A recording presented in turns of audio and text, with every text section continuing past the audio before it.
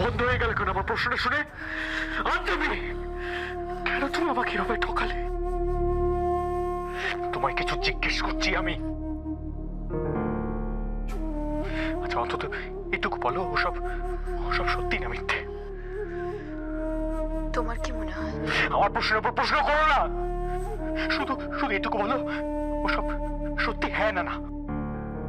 এতক্ষণ আমাকেও ঠিক এই প্রশ্নটাই ভাবিয়েছে,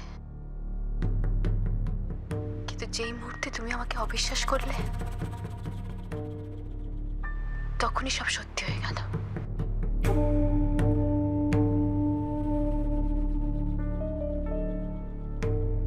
বেশ কথা শিখেছো তুমি, কায়দা করে আমার দিকে আঙুল তুলছো তুমি, আমার দিকে।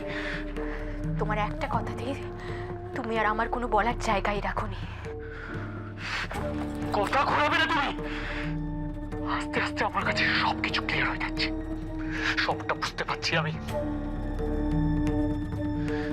এখন তোমার ডিফেন্সে তুমি তিস্তার কথা তুলবে, তাই তো? কিন্তু জেনে রেখো তুমি, যখন তিস্তার সাথে আমার রিলেশন ছিল তখন তোমার সাথে ভালোবাসার নাটক করিনি আমি। আর তুমি যেটা করেছো সেটা অবশ্য তুমি একা না, তোমার মামিও ছিলেন এর মধ্যে।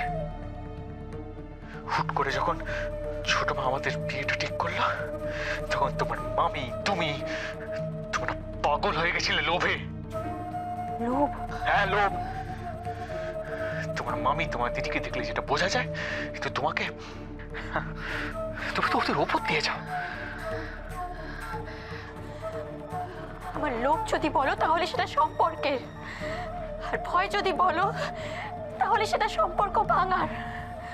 আমার ধারণা ছিল মামা আর মার পর তুমি হয়তো আমাকে। হ্যাঁ আমি তাই ভেবেছিলাম, তোমাকে আমি বুঝি, কিন্তু তুমি হলে আস্তিনের সাপ কনক।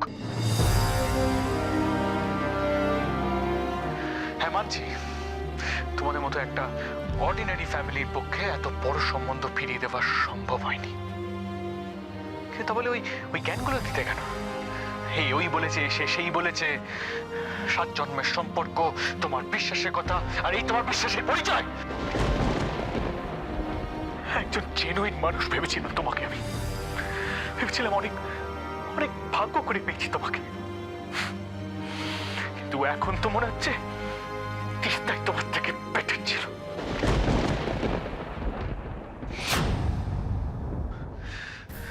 তিস্তার ব্যাপারে ভাবলে আমার গিল্ট ফিলিং হতো, এখনো মাঝে মাঝে মনে হয়। খারাপ লাগে আমার তোমার জন্য, ওর জন্য তোমায় কত কষ্ট দিয়েছি। কিন্তু তুমি যেটা করেছো সেটা